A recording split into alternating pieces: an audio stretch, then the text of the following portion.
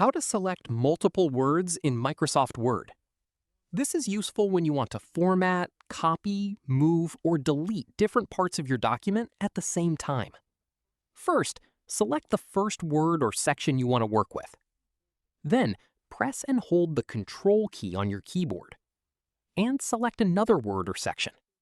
You can continue holding Control while selecting as many separate items as you need.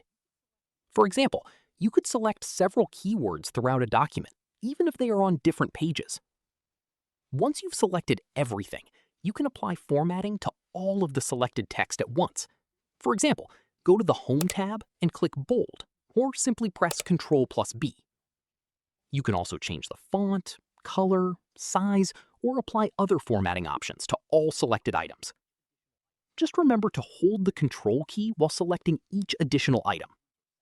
And that's how you can select multiple non-contiguous words or sections in Microsoft Word. If you found this tutorial helpful, don't forget to like this video, subscribe to the channel, and follow for more Microsoft tips, tutorials, and the latest tech updates. Thanks for watching.